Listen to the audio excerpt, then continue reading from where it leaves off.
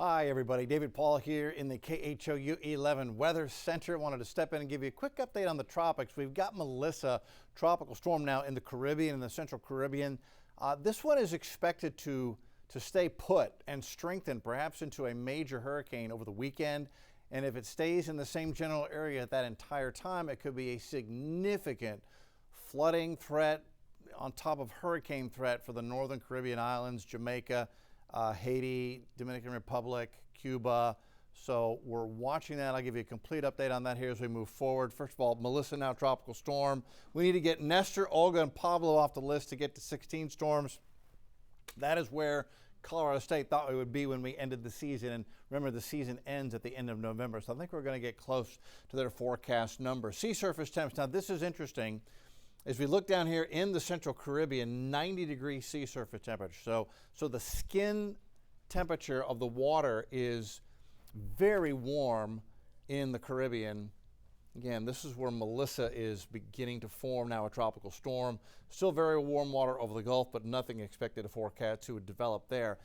And by the way, off the top, at the moment, we don't expect that Melissa is going to threaten the Gulf, and I'll show you why. Big reason is because of a cold front that's coming in for Houston just in time to make Halloween breezy and cool for Halloween night. More on that in a minute. Okay, ocean heat content. So this takes into account the skin temperature of the water, the sea surface temperature, and how deep does that warm water go to give us a total of how much energy is available for a tropical system. And you can see where most of the ocean heat content is right here in the Central and Western Caribbean. It's been here all season long. You know, we have not had a big hurricane come through here and tap that energy. And now we've got Melissa developing here in an area where there is above normal ocean heat content. So there is just plenty for this storm to feed off of. And it looks like the upper level winds, which is the major factor in how strong a hurricane is going to get. The upper level winds are going to be light. That should allow the storm to stay vertically stacked, tap that energy, and become a major hurricane. There is Melissa. You can see how quiet it is in the Gulf. Right now, Melissa is encountering some shear coming out of the southeast, blowing to the southwest, blowing to the northeast. So it's encountering some southwesterly shear. That is actually doing something interesting to the storm. The center of it is here. It's displaced from all of the deep convection because of that southwesterly shear cutting across the storm. Winds are at 50, so it's a weak tropical storm right now. It's relatively disorganized. But it appears that that shear is going to let up, which will allow the deeper convection here, that's where the big thunderstorms are, to move back over the top of the storm. And that will allow it to become vertically stacked, lack of wind shear, tapping all that ocean heat content, and those are the ingredients to get a powerful hurricane going. So just to set your bearings here, there's Kingston, Jamaica. Here's Haiti and the Dominican Republic. There's Puerto Rico. It'll be the northern islands of the Caribbean that take the brunt of this system. Look at the forecast modeling on this from the Hurricane Center. Between now and Monday, so today's Wednesday, Thursday, Friday, Saturday, Sunday, Monday, the storm only moves a few hundred miles. It basically stays stationary and strengthens into a Cat 4 as it taps all the ocean heat content. And remember, what you've got here is a big counterclockwise rotation. So what that's going to do is put Jamaica and the island of Hispaniola on the dirty side of that rotation. And so don't forget, you've got mountainous terrain here across the middle of the island of Hispaniola. Those mountains are going to squeeze out a lot of rain.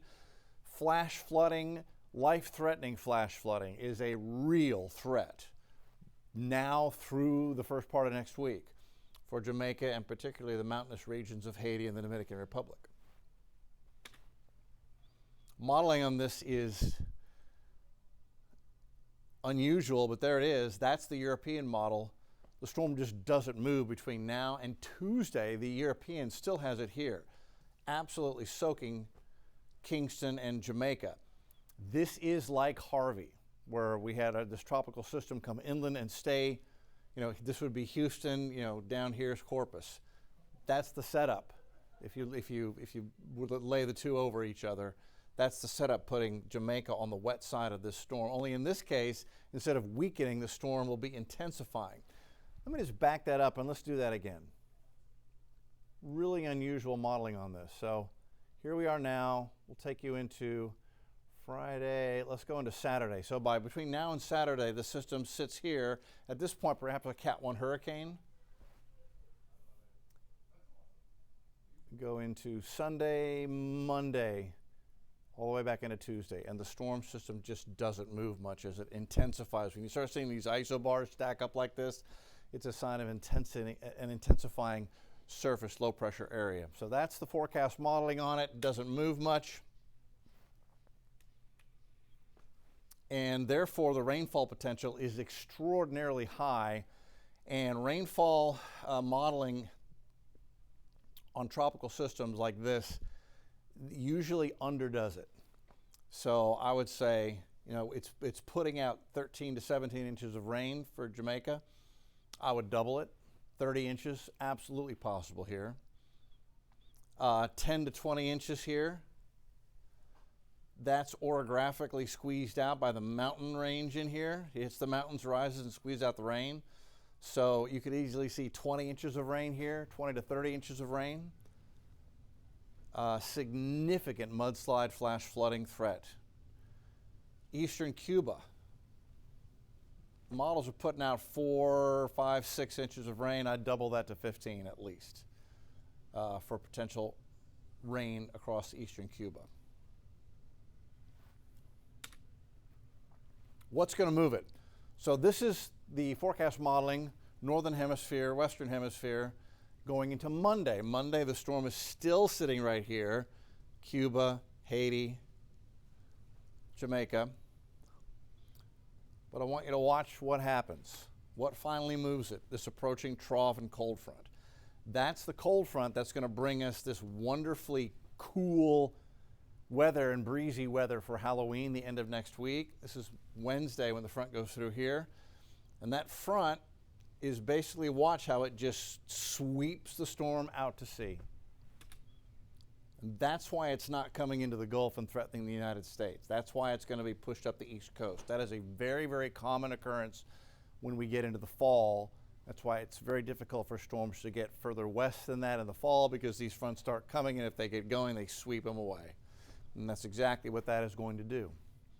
This may be able to gather some of the moisture into a developing low pressure area for New York and the Northeast. They could have a wet Friday, that's Halloween. For us here in Houston, beautiful, comfortably cool Friday. Tomorrow, Thursday, 62 in the morning, 87 in the afternoon. The extended forecast, we have a rain event coming into Saturday. We could see several inches of rain from this frontal boundary that comes in here Saturday. Rain and thunder in the morning, and then we may get another round in the afternoon on Saturday. So Saturday is a weather impact alert day. And then this will be when the mid-week, next week front arrives. When it comes through, you'll know it because it's going to have a gusty northwest wind with it, 20 to 25 miles an hour.